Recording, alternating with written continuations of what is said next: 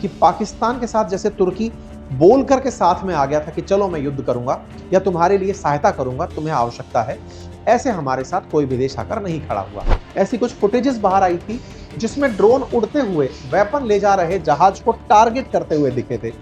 तुर्की ने Russia Ukraine युद्ध में अपने बनाए हुए ड्रोन का जो प्रदर्शन किया, उससे दुनिया में युद्ध का गणित बदल गया। ये दोनों लोग एक दूसरे के साथ हैं, दोनों के अब मंतव्य भी समझ लीजिए। इनका मंतव्य है कि इनके दामाद का व्यापार बढ़े जिससे इनके पास पैसा आए। भारत ने खुद अंतरराष्ट्रीय स्तर पर यह बात बोली कि पाकिस्तान की तरफ से चलाए गए ड्रोन्स में कुछ तुर्की के द्वारा बने हुए ड्रोन्स भी शामिल थे। कासिम सुलेमानी का मरना, जो कि एक ड्रोन अटैक से संभव हुआ था। कासिम सुलेमानी को यूएस ने इसी तरह से ईरान का जो जनरल था उसको मारने के बारे में पता चला कि ड्रोन का उपयोग किया गया। कि पाकिस्तान के साथ में तुर्की और चाइना जिस तरह से खड़े हुए हैं, फिर चाहे वो पाकिस्तान को बाजार मान के ही खड़े हों, ये भारत के लिए अवश्य सोचने का विषय होना चाहिए। पाकिस्तान के अंदर ड्रोन असेंबली का प्लांट लगाने के बारे में विचार कर रहा है तुर्की। एक तरह से कहिए तो सारा इंस्ट्रूमेंट आएगा पाकिस्तान में तुर्की से ही, लेकिन उसे असेंबल करके पाकिस्तानियों को भी मेक इन पाकिस्तान का फील दे दिया जाएगा। आपके दिमाग में प्रश्न आएगा, ये ड्रोन की क्या कहानी है? देखिए, आपको हाल ही में गया ऑपरेशन सिंदूर याद होगा। भारत ने खुद अंतरराष्ट्रीय स्तर पर यह बात बोली कि पाकिस्तान की तरफ से चलाए गए ड्रोन्स में कुछ तुर्की के द्वारा बने हुए ड्रोन्स भी शामिल थे। भारत ये क्लेम कर चुका है। आपको याद होगा, हाल ही के दिनों में जितने भी युद्ध आपने इंटरनेशनली होते देखे हैं, चाहे रशिया यूक्रेन देखा हो, चाहे इजराइल और ईरान के बीच संघर्ष हो, या फिर गाजा और इजराइल के बीच हो, या भारत पाकिस्तान के बीच में, इन सभी में अचानक एक नए प्रकार के वेपन की सुर्खी बहुत तेजी से आई जिसका नाम ड्रोन है। ड्रोन असल में अनमैन्ड एरियल व्हीकल है, यानी एक ऐसा हवाई जहाज जिसमें इंसान अंदर नहीं बैठता, यानी पायलट नहीं बैठता, और वो खुद उड़ रहा है। उड़ाने वाला नीचे से रिमोट से उसे उड़ा रहा है, या प्री डिसाइडेड लोकेशंस पहले से उसमें सेट हैं ताकि वो उड़ सके। उसके अंदर बैटरी है, उसमें रडार सिस्टम है, उसमें सब कुछ है, और वो अपने डेस्टिनेशन पर जाकर वार कर रहा है।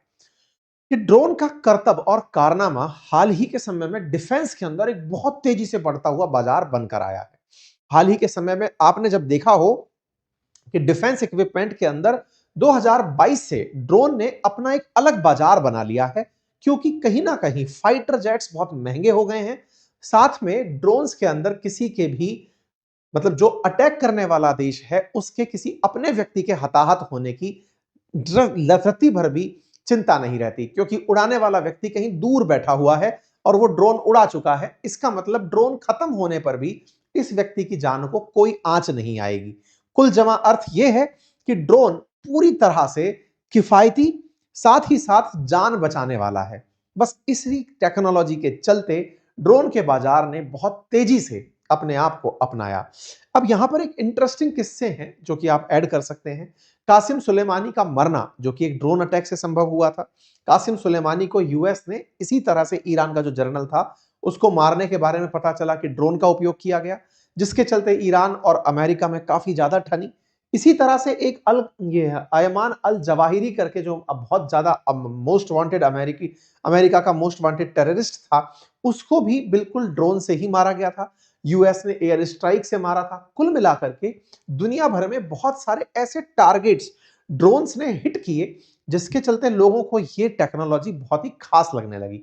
लगे भी क्यों ना, आप अगर थोड़ा सा भी इस पर मतलब और ज्यादा विचार करेंगे तो आप क्या पाएंगे कि जब किसी को मिसाइल चलानी होती है तो हवाई जहाज उड़ा करके मिसाइल उड़ानी होती है। मिसाइलों के अंदर ही अगर ये गाइडेड सिस्टम लग जाए तो वो टारगेट तक उड़ करके पहुंच जाएंगी। अब मिसाइल की ही आंख कान बना दिए जाएं कि वो देख भी रही है और वो जाकर के टारगेट पर हिट भी हो रही है, तो इससे अच्छा क्या हो सकता है? यानी कि कुछ आत्मघाती ड्रोन भी बनाए गए जो कि एक तरह से मिसाइल पर ही लगा हुआ सिस्टम है, जो जाकर के फट जाएगा और गिर जाएगा। तो ये जो आत्मघाती प्रकार के बम हैं जो ड्रोन बनकर के बाजार में चल रहे हैं, इन्होंने रशिया यूक्रेन युद्ध में बहुत फुटेज खाई। आपको याद होगा, यूक्रेन का साथ देने के लिए तुर्की ने अपने ड्रोन्स भेज दिए थे जिनका नाम बायरक्तार ड्रोन था। ये बाइकर नाम की कंपनी के द्वारा बनाए जा रहे थे। तुर्की ने अपने जब ड्रोन भेजे, उस समय तक रूस इस बात को लेकर प्रिपेयर नहीं था, लेकिन जैसे ही इसने बायरक्तार ड्रोन भेजे, तुरंत प्रभाव से रूस को बैकफुट पर होना पड़ा। आपको याद होगा, ऐसी कुछ फुटेजेस बाहर आई थी जिसमें ड्रोन उड़ते हुए वेपन ले जा रहे जहाज को टारगेट करते हुए दिखे थे। तुर्की ने रशिया यूक्रेन युद्ध में अपने बनाए हुए ड्रोन का जो प्रदर्शन किया, उससे दुनिया में युद्ध का गणित बदल गया और तुर्की के ड्रोन अत्यधिक फेमस हो गए, क्योंकि जहां बहुत तेजी से आक्रामक होकर के रूस यूक्रेन पर हमला करता चला आ रहा था, उसे पीछे हटाने में केवल और केवल तुर्की के ड्रोन्स का योगदान था। बस ये जो योगदान था, ये अमेरिका जैसे वेस्टर्न वर्ल्ड के देश भी समझ नहीं पाए थे कि ये कैसे इतना जल्दी से मार्केट को पकड़ गए, कि बाजार में जहां पर युद्ध हो रहा है, मैं बाजार बोलता हूं अक्सर युद्ध के मैदान को, क्योंकि वहां शक्ति प्रदर्शन हो रहा है, वहां अमेरिका, वहां रूस, सभी लोग अपनी अपनी शक्ति दिखा रहे हैं कि हमारे वेपन कितने अच्छे हैं। यहां बाजी मार गया तुर्की। उसने यूक्रेन को अपनी तरफ से ड्रोन भेजे और कहा इन्हें आप चलाओ रूस के ऊपर, रूस आगे नहीं आ पाएगा। और आज भी आप देखें तो रूस को बहुत बड़ी चैलेंज जो मिला है, वो यूक्रेन की तरफ से हुए ड्रोन अटैक्स के कारण मिला है। और हुआ भी यही। तुर्की के यूक्रेन को जो ड्रोन दिए गए थे, उन्होंने पूरी तरह से मतलब ऐसे ऐसे निशाने बनाए जो कि सुर्खियों का हिस्सा बने। आपको याद होगा ट्रक भर करके ड्रोन गए थे, रशिया के अंदर ड्रोन भेज दिए थे इन लोगों ने और वहां से ड्रोन चलाए। कुल मिलाकर के पुतिन के खिलाफ यूक्रेन का साथ देते हुए तुर्की ने ड्रोन भेजे थे। एक इंटरेस्टिंग बात देखिए, तुर्की जो है ना, वो नाटो कंट्री है, अमेरिका का साथी है। अमेरिका का साथी होते हुए यूक्रेन को वेपन देता है। वहीं दूसरी तरफ पुतिन जो है वो भारत के साथी हैं, भारत को वेपन देते हैं। तो भारत और रूस की मित्रता अगर है, तो नैसर्गिक रूप से तुर्की भारत के विरोधी का मित्र हुआ और रूस के विरोधी का मित्र हुआ। तो तुर्की ने यूक्रेन का जब साथ दिया तो नाटो को खुश किया, प्लस पुतिन को आराम से टारगेट करके हराया। हराया से मतलब बैकफुट पर छोड़ा। रूस हारा नहीं, आज तक वो आगे बढ़ा हुआ है। लेकिन इसके पीछे एक और उद्देश्य था जो हमने लास्ट टाइम भी डिस्कस किया था, कि पुतिन को ये जो टक्कर दे रहे थे तुर्की वाले, इनका असल उद्देश्य था कि अमेरिका से उसका F-35 फाइटर जेट मांग ले। असल में क्या है कि अमेरिका F-35 फाइटर जेट तुर्की को नहीं देना चाहता। इसके पीछे की भी एक बड़ी कहानी है। तुर्की खुद से अपना एक 5th जनरेशन फाइटर जेट बना रहा है, जो कि कान प्रोजेक्ट के तहत बन रहा है, KAAN प्रोजेक्ट के तहत। और जो इस प्रोजेक्ट के तहत फाइटर जेट बना रहा है, उसे दुनिया के बेहतरीन फाइटर जेट्स के इंजन देखने हैं, उसे देखना है कि वो काम कैसे करते हैं। अमेरिका को जब से यह बात मालूम चली कि तुर्की वाले खुद का 5th जनरेशन फाइटर जेट बना रहे हैं, F-35 की जिद हो रही है कि हमें F-35 दे दो और हम उसे खोल के अपना बना लेंगे, अमेरिका पीछे हट गया। अमेरिका पीछे हटा तो अमेरिका को फिर से रिझाने के लिए ये यूक्रेन का साथ दिया। खैर साहब, कोई बात नहीं, पुतिन को इससे बड़ा सेटबैक भी लगा। पुतिन के साथ निकलकर आया ईरान। ईरान ने फिर अपनी तरफ से इनको ड्रोन दिए कि साहब रशिया वालों, आप भी ड्रोन लगा लगा के उड़ाओ।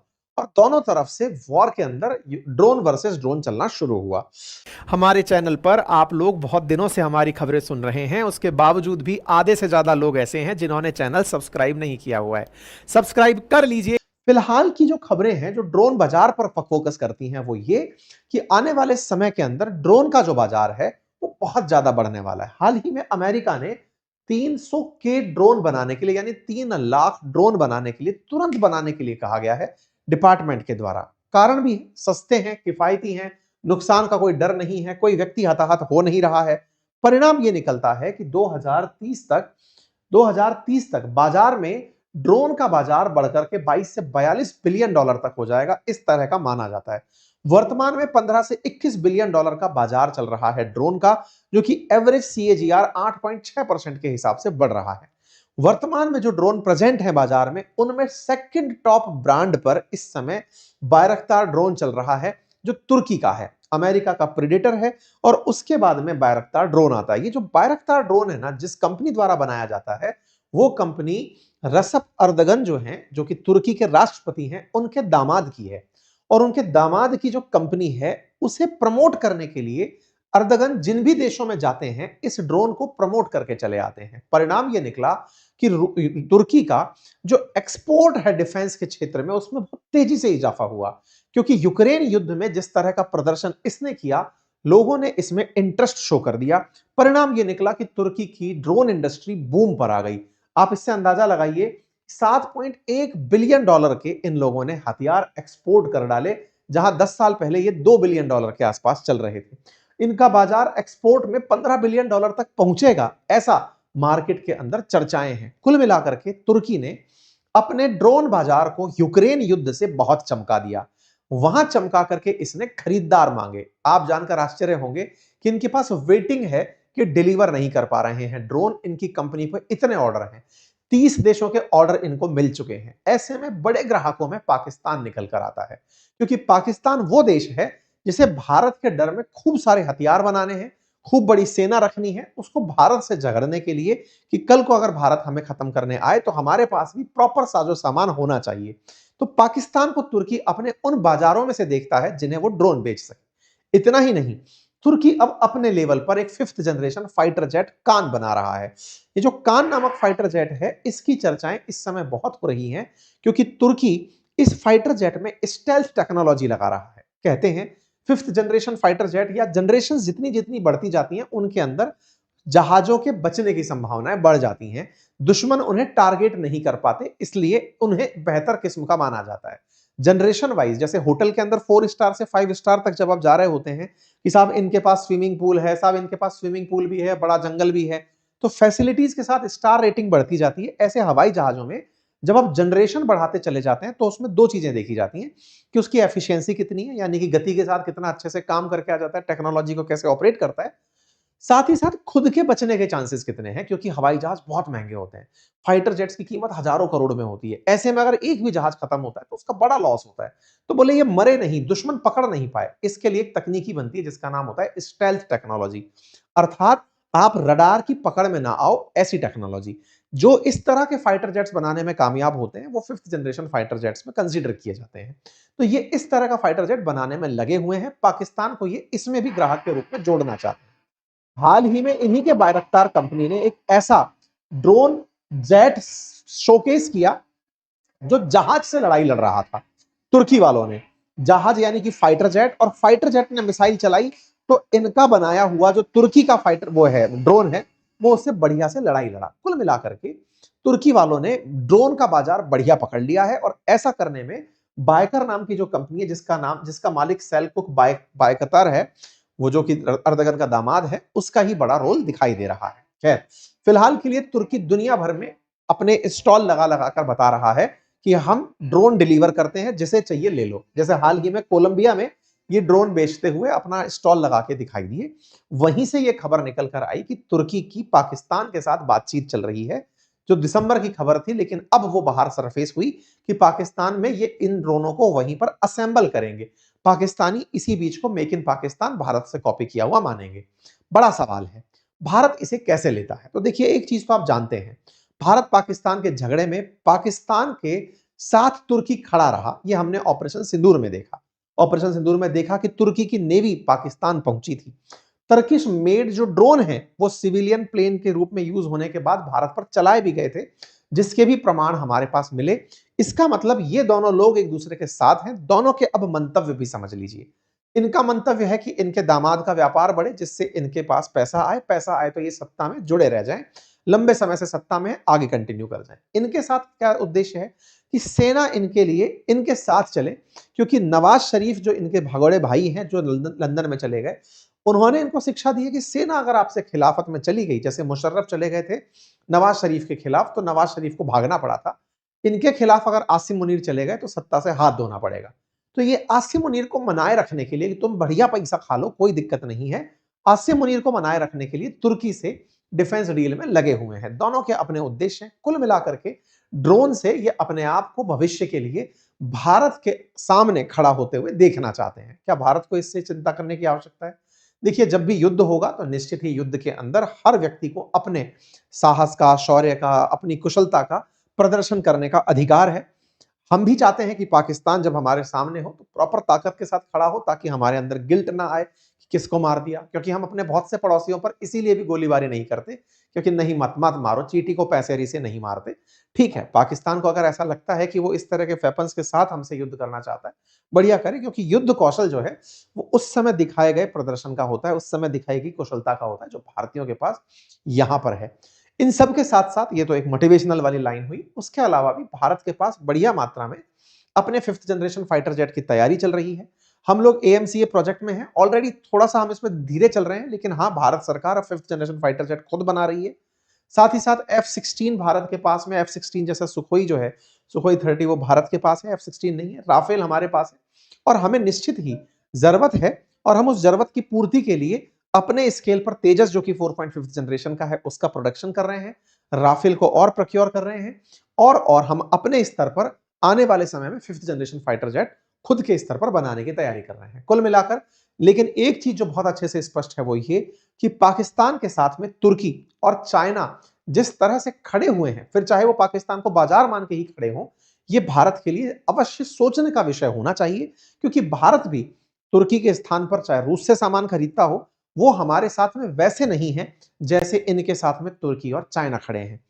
वैसे नहीं है से क्या मतलब है कि पाकिस्तान के साथ जैसे तुर्की बोल करके साथ में आ गया था कि चलो मैं युद्ध करूंगा या तुम्हारे लिए सहायता करूंगा, तुम्हें आवश्यकता है, ऐसे हमारे साथ कोई भी देश आकर नहीं खड़ा हुआ।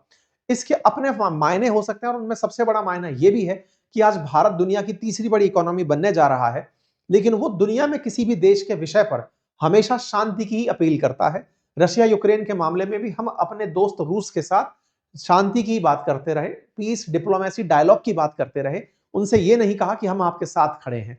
तो भारत कभी किसी भी देश के केस में पार्टी नहीं बना, तो कोई हमारे साथ पार्टी नहीं बना, लेकिन पाकिस्तान स्पष्ट तरीके से अपना पक्ष चुनता है कि हम इसके साथ हैं और इसके खिलाफ हैं, हम इसराइल के खिलाफ हैं, हम फिलिस्तीन के साथ हैं, हम अजरबैजान के साथ हैं, आर्मेनिया के खिलाफ हैं। भारत कभी भी अपने विस्तृत क्षेत्र को देखते हुए, बड़ी आबादी को देखते हुए इस नीति पर नहीं चला और उसने विश्व को वसुधैव कुटुंबकम के रूप में लिया, जिसके अपने फायदे भी हैं, जिसकी वजह से आज समस्त भारत के बहुत से लोग दुनिया के लगभग हर देश में देखे जा सकते हैं। उसके नुकसान भी हैं कि युद्ध के समय पर कोई भी एक देश को आप पिन पॉइंट नहीं कर पाते कि ये हमारे साथ है और ये हमारे खिलाफ है। हमारे चैनल पर आप लोग बहुत दिनों से हमारी खबरें सुन रहे हैं, उसके बावजूद भी आधे से ज्यादा लोग ऐसे हैं जिन्होंने चैनल सब्सक्राइब नहीं किया हुआ है। सब्सक्राइब कर लीजिए।